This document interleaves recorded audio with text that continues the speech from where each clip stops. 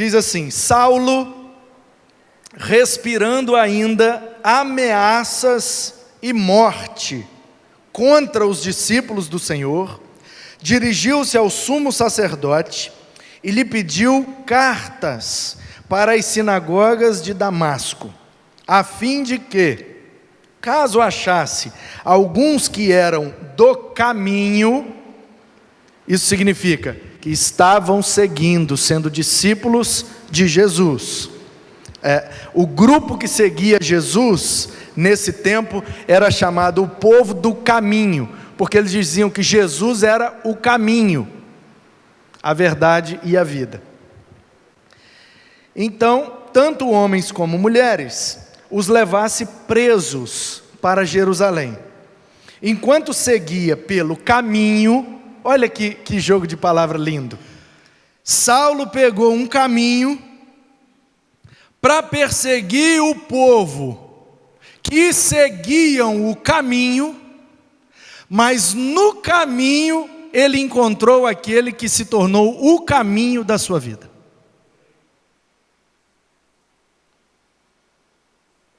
E desse dia em diante, Paulo passou a caminhar no caminho da verdade que o trouxe à vida. Enquanto seguia pelo caminho, ao aproximar-se de Damasco, subitamente uma luz do céu brilhou ao seu redor. Ele caiu por terra e ouviu uma voz que lhe dizia: Saulo, Saulo. Já reparou que toda vez que Deus quer falar com alguém individualmente, Ele repete o nome da pessoa 2 vezes? Samuel, Samuel. Isso é a maneira de chamar a atenção de uma pessoa, para que ela perceba que o que vem depois disso é algo sério. Então, se eu chegar para você e falar assim, seu nome é fulano. Se eu chegar para você e falar, fulano, não sei o que, não sei o que, não sei o que lá. Agora, se eu chegar para você e falar, fulano, não sei o que, não sei o que, não sei o que, não sei o que lá. A sua maneira como fulano de prestar atenção em mim vai ser bem maior e bem melhor quando eu repito o seu nome 2 vezes. É algo parecido na nossa cultura. Vou tentar interpretar aqui, ilustrar, para que você entenda exatamente o que eu estou querendo dizer. Chamar a pessoa 2 vezes pelo seu nome, na cultura bíblica, portanto, na cultura do povo que andava com Deus, era para chamar a atenção. É como na nossa cultura, eu não tenho muito isso não. Lá em casa a gente não tem esse costume. Porque lá em casa a gente grita mesmo. Mas quem não grita, e está certo, tem a mania de, quando quer chamar a atenção de uma pessoa de maneira bem incisiva, falar o nome e o sobrenome. Não é? Então assim, seu nome é fulano da Silva. Então, os seus pais, ou quem convive mais com você, é fulano. Mas quando é um negócio mais sério, fulano da Silva. Antes tinha esse costume, tem gente que tem até hoje. Falou o nome e o sobrenome junto, eita, o negócio agora ficou sério, Tipo assim, apertou o botão do sério, agora presta atenção que o que vem aí é coisa séria. Então Jesus chamou Saulo dessa forma, para que ele realmente prestasse atenção. E aí Jesus faz uma pergunta para ele: Saulo, Saulo, por que me persegues? E aqui tem uma lição muito preciosa, porque Jesus já tinha subido no 1º capítulo de Atos. Ele aparece para os caras e diz assim: vocês têm que ficar em Jerusalém. Fiquem em Jerusalém. O Espírito vai descer, vai dar poder para vocês, poder para serem minhas testemunhas. E vocês vão testemunhar sobre o que vocês viveram comigo, em Jerusalém, Judéia, Samaria e até os confins da terra. Beleza? Então fique em Jerusalém e eu vou derramar o Espírito e vai acontecer assim, assim, assim, assim, assim. E subiu. Apareceu os 2 homens lá de branco, a gente acha que podem ser anjos, e os discípulos atônitos olhando para o céu, sem entender muita coisa, e os homens então dizem: olha, por que vocês estão olhando aí apavorados? Do mesmo jeito que ele subiu, ele vai descer. Só fazer o que ele mandou vai dar tudo certo. Aí eles lançam sortes, escolhem Matias para substituir o Judas, então os 12 ficam completos. Aí vem o capítulo 2, o povo está no cenáculo, o Espírito é derramado e vai acontecendo. Então, Jesus já subiu, o Espírito já desceu. Aí, Pedro e João no templo, aí o Sinédrio, o pau quebra, o Estevão é morto apedrejado, os diáconos são instituídos, acontece um monte de coisa, sei lá quantos anos já se passou aqui. E aí, de repente, o Saulo está indo de Jerusalém, porque ele é do Sinédrio, ele é fariseu, ele é discípulo do Gamaliel, ele tem muita moral no judaísmo em Jerusalém, e ele está indo para Damasco, que é uma região distante, que tinha também uma sinagoga, e ele pediu ao sumo sacerdote: me dá uma carta aí, me autorizando a chegar lá na sinagoga em Damasco, me apresentar para os caras e dizer: eu sou Saulo de Tarso, discípulo de Gamaliel, membro do Sinédrio, sou fariseu e estou aqui para matar os crentes. É isso. A minha autorização está aqui, ó. O sumo sacerdote me autorizou a matar os caras. Onde é que eles se reúnem aqui? E os caras da sinagoga iam falar: lá naquela casa. E ele ia entrar lá e ia matar todo mundo. O plano era esse. No meio do caminho, Jesus aparece para o cara. Saulo, Saulo, por que você me persegue? Ué, mas Jesus já não tinha subido para o céu? O Paulo não estava indo em Damasco para matar Jesus. Jesus já tinha morrido, já tinha ressuscitado e já tinha subido para o céu. Então não é a Jesus pessoalmente que ele está perseguindo, é a Jesus espiritualmente. Por quê? Porque quando você persegue um cristão, por tabela você persegue o Cristo. E esse é o problema. Esse é o problema de arrumar confusão com crente, parênteses, verdadeiro. Se o cara está motivado por Cristo, se o cara está fazendo aquilo para a glória de Cristo, se ele está preocupado com a expansão do reino de Cristo, faz um favor para você, não se mete com esse cara. Porque o Cristo cobra o barulho dele, e aí fica estreito para você. E eu já vi muito, hein? Porque se você arrumar confusão com o crente, porque ele não te pagou, aí você tem mais é que dar na cabeça dele mesmo. Se você arrumar confusão com o crente porque ele mexeu com sua mulher, aí você tem mais é que dar na cabeça dele mesmo. Você está mexendo com o crente porque ele está sendo chato com você, está te incomodando, está te dando prejuízo, está te lesando em alguma coisa, está falhando com você, está mentindo para você, tem mais é que dar na cabeça mesmo, desse crente safado sem vergonha. Agora, se você mexe com um crente, pelo simples motivo dele estar preocupado com a expansão da igreja e do reino de Cristo, segue o conselho da experiência de Saulo. Não mexe, porque o próprio Cristo vai entrar em cena e vai dizer: você está me perseguindo. Aí ele bota o crente para trás dele e compra a briga. E contra ele ninguém pode ganhar. E aí, meu amigo, a gente se dá mal.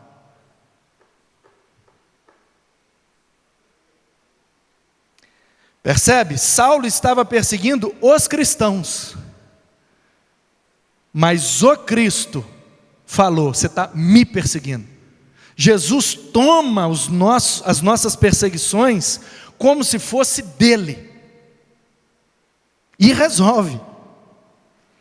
E aí ele perguntou: Senhor, quem é você? E a resposta foi: eu sou Jesus, a quem você persegue.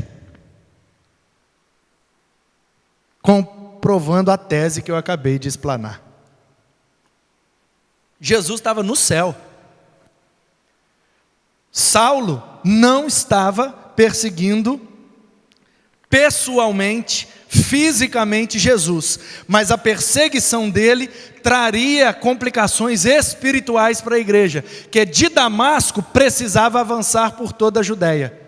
Então Jesus não permite que nada atrapalhe o avanço da sua igreja. Aí ele entra em ação e acaba com a perseguição.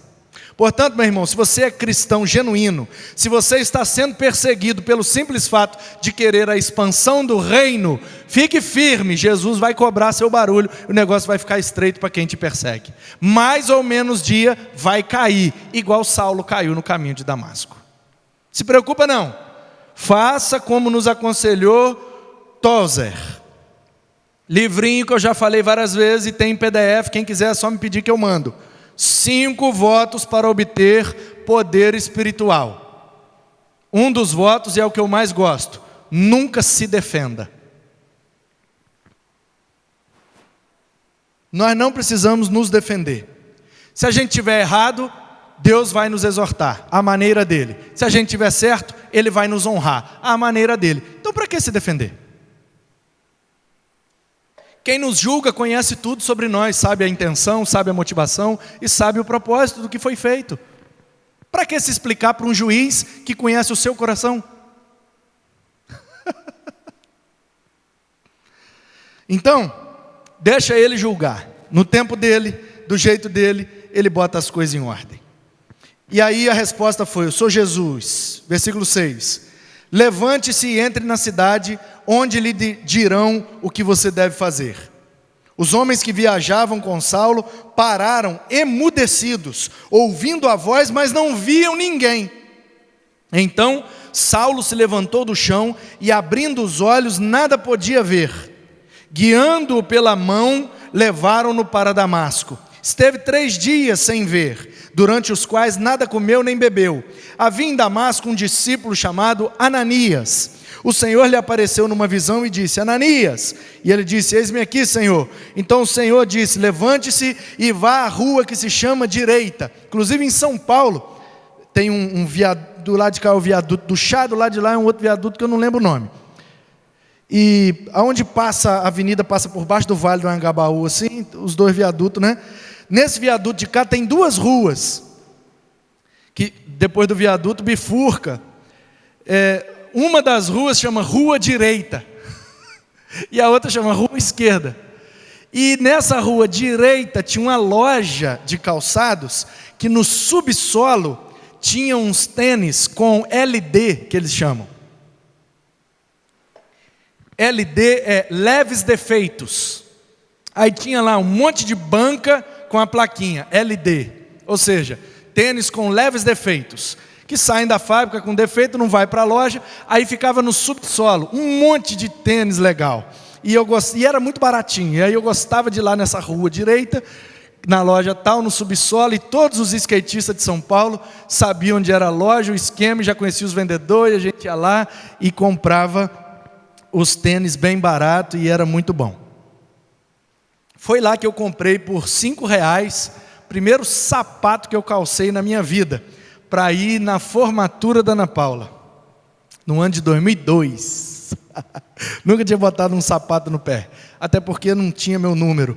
Mas eu achei, rapaz, um sapato gringo lá, desse tamanho, LD, 5 conto. Falei, é esse mesmo. Peguei o sapato e fui na formatura. Ei, meu Deus, Jesus transforma nós mesmo. Onde é que eu parei? A rua direita. E na casa de Judas, procure um homem de Tarso chamado Saulo. Ele está? Versículo 11, gente. O Senhor disse: levante e vai na rua que chama direita. Na casa de Judas tem um homem chamado Tarso. Ele está orando. Ele está orando. Essa é a primeira característica de quem é transformado pelo relacionamento com Jesus.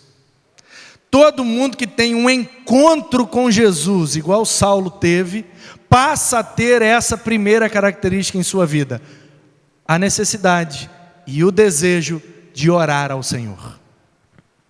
Oração é uma característica de uma pessoa transformada pelo relacionamento com Jesus. A gente sente desejo de orar, a gente sente falta de orar, a gente ora por medo, a gente ora por necessidade, a gente ora de alegria, a gente ora de gratidão, a gente ora de tudo quanto é jeito, e de toda qualquer motivação a gente ora. Ora. Por quê? Não sei, é uma característica de quem teve um encontro com Jesus. Passa a ter uma vida de oração.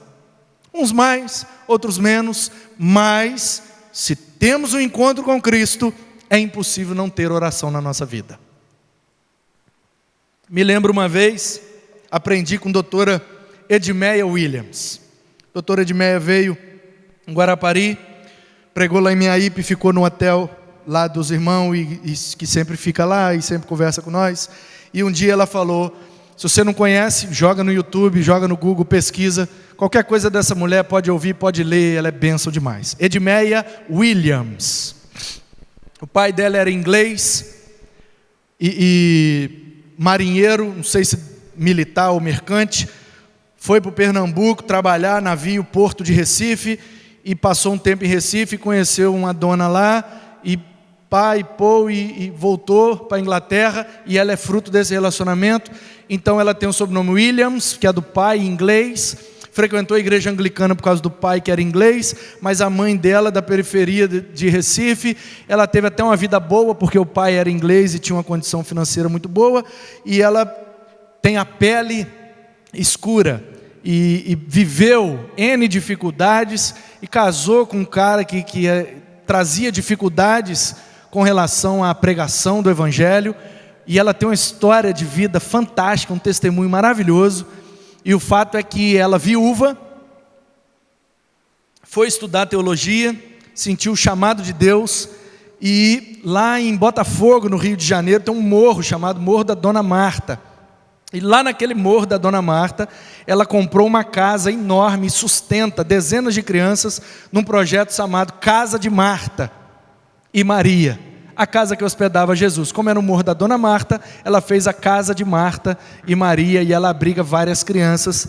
E Edmeia ensina muito a gente, e uma das coisas que ela me ensinou é sobre aceitação. A gente se aceitar do jeito que a gente é, porque tudo tem um propósito. E ela falou, esses dias eu voei, não sei onde eu fui pregar, e eu voei de volta para Vitória no avião junto com ela, e encontrar ela é sempre bom demais, e ela é maravilhosa. E aí ela compartilhou comigo esse negócio. Ela disse que desde que ela era adolescente, ela tinha complexo, ela tinha dificuldade de lidar com a cor da sua pele e o estilo do seu cabelo. Ela não queria ter o cabelo como ela tinha, nem a pele como ela tinha. E ela cresceu frustrada com isso, decepcionada com isso, angustiada com isso, até que ela foi enviada por Deus para cuidar dessas crianças lá no Morro da Dona Marta. E ela, a decisão dela, viúva, o marido cabeção do petróleo aí, deixou a situação muito boa, Zona Sul do Rio de Janeiro. A mulher saiu da Zona Sul, Botafogo, ali a região Ipanema, Leblon, e subiu o morro e comprou uma casa e foi cuidar de criança. Negócio maravilhoso. E ela falou assim: aí eu entendi por que é que eu tenho essa cor de pele, por que é que eu tenho esse jeito de cabelo, por que é que eu sou desse jeito. Porque Deus me criou para essa missão. E lá no Morro da Dona Marta eu pareço a avó da maioria daqueles meninos. E por isso que eles me amam e não vê dificuldade de se relacionar comigo. O senso de propósito. Deus me fez assim, porque eu tenho uma missão para cumprir, exatamente com essas características que recebi de Deus. Isso é um senso de propósito que nos dá uma leveza na vida, porque a gente para de se cobrar. Eu queria meu nariz mais assim, meu cabelo mais assim, meu corpo eu queria ser mais alto, queria ser mais magro. Meu irmão, você foi feito exatamente do jeito que você era para ser, porque com essa característica Deus vai te usar no momento e no lugar que Ele quer. Igual a Andressa Andrade, filha do pastor Doronésio, que é meu amigo, e ela muito minha amiga, e casou com um menino que é muito meu amigo, e fui padrinho do casamento deles. Andressa é um amor, ela já esteve aqui, já deu testemunho numa quinta e tal. Ela tem um problema congênito e uma enfermidade, como é que chama, Ana Paula? É que não tem cura. Distrofia muscular, mas quando uma doença autoimune, não é isso? Autoimune, a doença não enfim. E aí, distrofia muscular, os músculos vai perdendo a força, a fibra muscular vai perdendo a tenacidade. E aí, com o tempo, não consegue fazer os movimentos. E aí ela começou nos músculos do ombro dela. Então ela não consegue levantar o braço acima disso aqui e tal, e tem algumas dificuldades e faz um tratamento. E um dia eu conversando com ela, e tentando consolá-la por conta da enfermidade, não ter cura e tal, né, conversando e meio que quase chorando, abraçando ela, quando saiu mesmo né, o laudo e tal. E aí, gente, ela virou para mim e falou assim: não, pastor, mas eu estou feliz. Estou feliz porque se não fosse essa doença eu não tinha conhecido um monte de enfermeiro, um monte de médico que eu conheci essa semana, e eu pude falar de Jesus para todos eles. Aí eu fui consolar e saí chorando. Ou então, como nos confidenciou, isso já virou público, que eu acho que alguém pegou, acho que nem era para pegar, mas a internet é terra de ninguém. Pegaram um trechinho, ele deu esse testemunho lá na ADVEC do Malafaia, e pegaram o trechinho e jogaram aí nas redes. Eu acho que nem podia, mas fizeram, muita gente ficou sabendo. Mas o pastor Mário Freitas, que é da Mais, Missão de Apoio à Igreja Sofredora, começou aqui na Praia da Costa, o pastor Simon abrigou ali na missão, eles fizeram uma escola ali perto do Jaburuna, eu dei aula lá no seminário para os meninos, e é uma missão que forma missionários e envia somente para ajudar a igreja em situação de sofrimento, pobreza, desastre ou perseguição. Deu um terremoto não sei onde, vai todo mundo para lá ajudar o terremoto. Tal lugar estão morrendo de fome, vai todo mundo para lá, vai ajudar a matar a fome. Estão sendo perseguidos em tal lugar, eles vão tudo para lá, disfarçado e tal, e para ajudar na perseguição. E aí o pastor Mário Freitas, como ele né, já se tornou público, não sei nem se eu poderia falar, mas enfim. Depois eu pergunto a ele, se ele não quiser a gente tira isso. Mas, é uma história linda. Não vou citar nome. O pastor Mário é conhecido, todo mundo, ele é da Mais, isso aí não tem dificuldade. A missão foi lá para o Paraná. Aí, ele falou que estava num país, lá no Oriente Médio, um país de extrema perseguição. Foi lá dar um apoio e levaram ele numa casa para conhecer um casal que já eram crentes, ex-muçulmanos, cujo filho estava preso. Foi preso porque se converteu e estava na cadeia, tomando agulhadas embaixo da unha. A tortura que ele estava sofrendo, conseguiram vazar a notícia. A notícia chegou nos pais. Os pais compartilharam com a igreja, que se reúne clandestinamente, escondida. A notícia chegou no irmão que estava recebendo o Mário. O irmão fez questão de levar o Mário lá para conhecer o casal. Vamos lá, Mário, para você orar por eles. Estamos recebendo um missionário, eles recebem alguém de fora, eles ficam doidos, né? Traz Bíblia, traz conhecimento, porque eles, né? Sozinhos, perseguidos, morrendo, dando a vida por amor a Jesus. E a gente brigando por causa da cor da parede. Oh, meu Deus. E aí o Mário chegou lá e falou: não, que eu vou orar por eles, que eu vou consolar o casal, eu vou orar, vou pedir a Jesus para libertar o menino, e eu creio, assim como foi com Pedro, Jesus vai libertar o menino nessa semana que eu estou aqui, porque isso vai ser um testemunho maravilhoso e tal.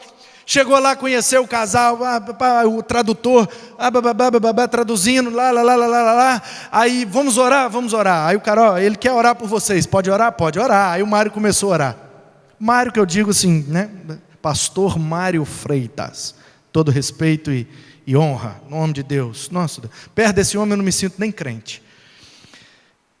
Aí disse que o Mário estendeu a mão e começou a orar pelo casal.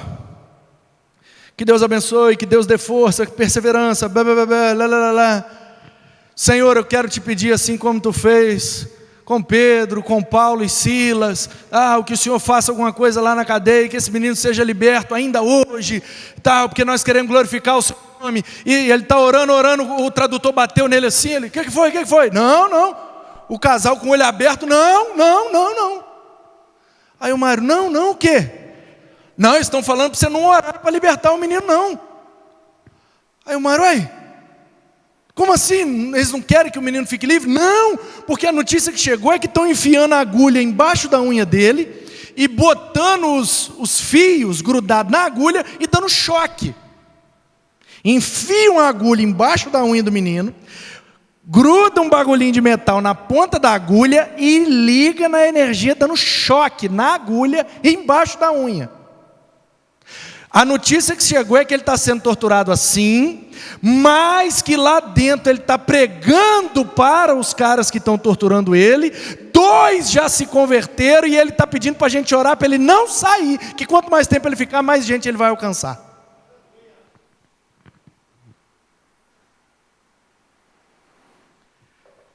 Transformado pelo relacionamento com Jesus. A gente passa a ficar disposto a fazer coisas que a gente não faria por nada nessa vida e nesse mundo. Mas por causa de Jesus, a gente faz. E aí, voltando para cá. Eu contei essa história e eu estava, na verdade, ilustrando com um negócio que eu lembrei. Porque eu ia dizer que eu aprendi com o doutor Edmeia. É porque uma coisa lembra outra, eu tenho que te falar para edificar a sua vida. Mas aí fecha o parênteses, volta agora para Edmeia. Edmeia ensinou uma vez para a gente assim, ó. Lá na casa de Marta e Maria, a gente ora por tudo. Eu estava falando sobre a oração aqui, ó. Paulo estava orando, característica de quem foi transformado. Aí ela disse assim, a gente ora por tudo. Eu vou no mercado comprar papel higiênico para os meninos. Na porta do mercado eu oro, Senhor, o Senhor sabe qual é o melhor papel higiênico, qual é o papel higiênico que vai ser melhor para essas crianças, papel higiênico que eu vou ter menos prejuízo. O Senhor, por favor, abra a porta aí para eu comprar da melhor maneira possível esse papel higiênico para esses meninos hoje. De acordo com a sua vontade, para a tua glória, em nome de Jesus. Aí ela entra para comprar o papel higiênico. Ela falou que de vez em quando ela chega lá, o cara fala, ó, acabou de chegar esse aqui na promoção, metade do preço. Aí ela fala, pronto, é esse que eu vou levar. Olha, esse aqui estava ali no fundo, estragado, e aconteceu não sei o que, o patrão mandou jogar fora, se você quiser levar, pode levar também. Aí ela, pronto, já está respondida a oração. Aí ela falou, oro por tudo. Quando eu aprendi isso com ela, há muitos anos atrás, aí eu adotei essa prática, e aí lá em casa a gente começou com esse negócio de orar por tudo. Ultimamente a gente está meio sem vergonha, mas também não está tendo condição de comprar muita coisa.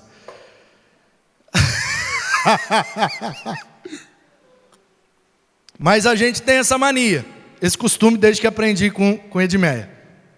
Aí eu me lembro uma vez que nós saímos e eu ia comprar um carro. E aí nós oramos e começamos a orar por tudo. Vamos comprar um chinelo, vou orar pelo chinelo. Senhor, um chinelo que dure muito tempo, que seja bom, bababá, bababá. Por quê, irmãos? Porque não é que o vendedor vai lá no estoque pegar o chinelo, tem um monte de chinelo lá. Eu não sei, nem o vendedor sabe, mas Jesus sabe daqueles ali, qual que foi feito com mais capricho lá na fábrica. E ele pode orientar o moço e pegar o certo, e me abençoar com o melhor chinelo possível naquela situação. A doideira de quem ora, doideira de quem serve a Deus, doideira de quem tem a vida transformada por Jesus.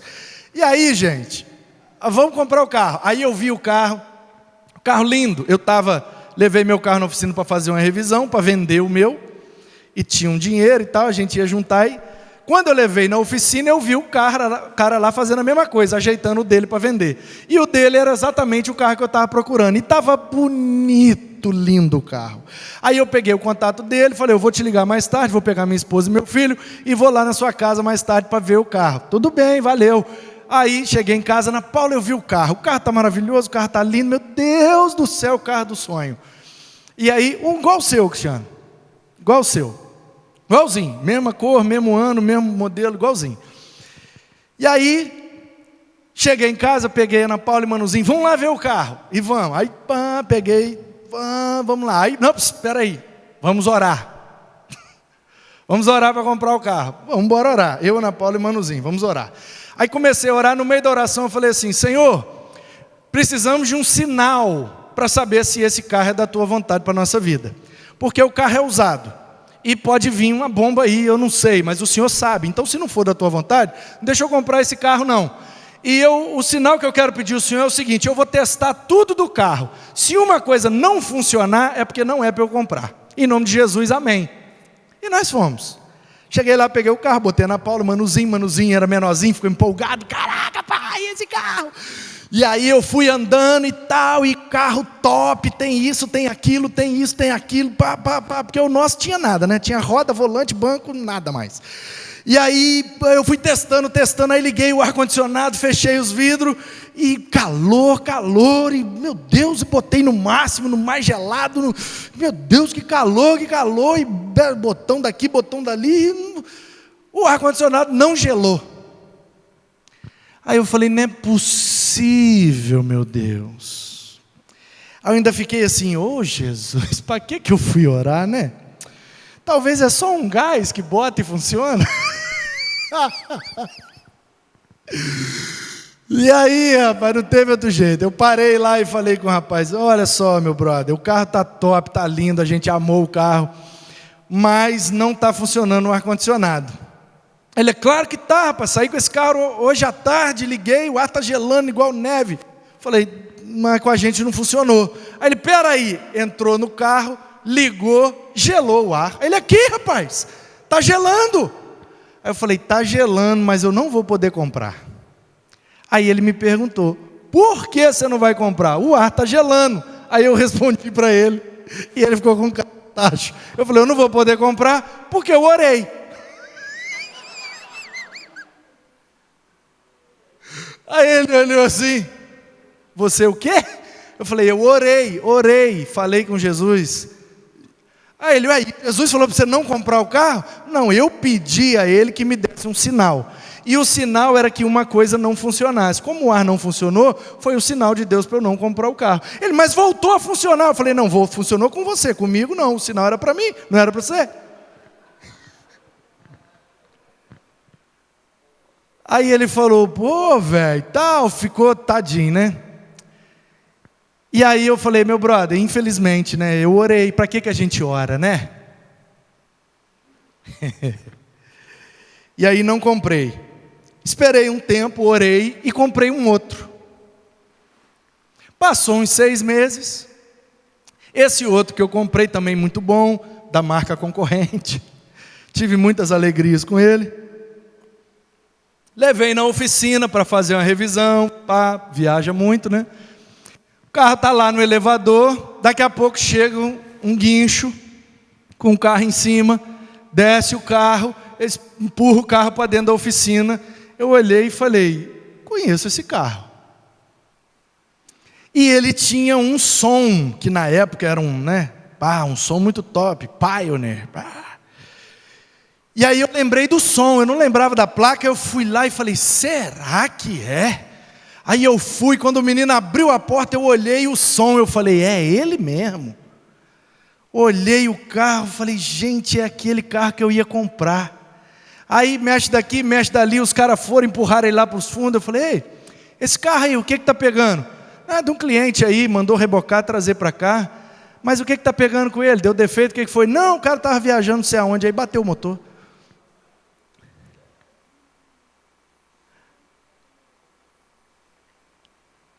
Aí do nada, no meio da oficina, aleatoriamente, eu dei o grito, obrigado Jesus. Aí o cara, oi? Bateu o motor, obrigado Jesus. Eu falei, não, coisa minha aqui, deixa quieto. Quem entendeu, diz amém. Uma vida de oração é característica de uma vida transformada pelo relacionamento com Jesus. Por quê? Porque a oração nos leva para o centro da vontade de Deus, a cumprir aquilo que Deus quer para nós. Às vezes a gente quer muito uma coisa, mas aquilo não é de Deus. Como é que a gente vai descobrir? Oração, intimidade com Deus. E o texto continua dizendo assim, numa visão, viu entrar um homem chamado Ananias e impor-lhe as mãos para que recuperasse a vista. E eu gostei da atualizada, que ela usou as duas palavras. Numa visão, Paulo viu Ananias entrar, botar a mão nele para ele recuperar a vista. Eu não sei você, mas vista e visão, para mim, são duas coisas diferentes. Porque tem gente que tem a vista boa, mas não tem visão nenhuma. Tem gente que tem a vista ruim e tem uma visão além do alcance. Aliás, conheço na Bíblia um cego que tinha uma visão muito melhor do que os maiores religiosos do seu tempo. O filho do Timeu, quando viu Jesus, exclamou: Filho de Davi, tenha compaixão de mim. O cego viu o que Jesus era, filho de Davi, o rei de Israel, e os religiosos não conseguiram ver. Os que tinham vista não viram, e o cego viu melhor do que eles. Então o que o texto está dizendo é: Paulo teve uma visão, porque como ele estava cego, ele não viu fisicamente, ele viu, talvez, minha leitura aqui, viu espiritualmente. Chegou um cara, o nome do cara é Ananias, o cara botou a mão em mim, e eu passei a enxergar. Eu não vi nada disso porque eu estava cego, mas eu tenho consciência de que tudo isso aconteceu. E essa é uma característica de quem é transformado pelo relacionamento com Jesus. A gente pode não ver todas as coisas, mas a gente sempre tem consciência e percebe que é o Senhor que está trabalhando para as coisas serem daquele jeito. Eu não vi o que aconteceu, mas eu percebi que fui livrado, que fui abençoado, que fui cuidado por Deus, apesar de eu não ter visto nada. Essa é a visão de quem é transformado por Jesus. Passa a perceber a mão de Deus, através do seu Espírito, nos conduzindo, nos protegendo e nos livrando em todo momento, para que a gente cumpra o propósito que Ele estabeleceu para nós. Ananias, porém, respondeu: Senhor, de muitos tenho ouvido a respeito desse homem, quanto mal tem feito aos teus santos em Jerusalém.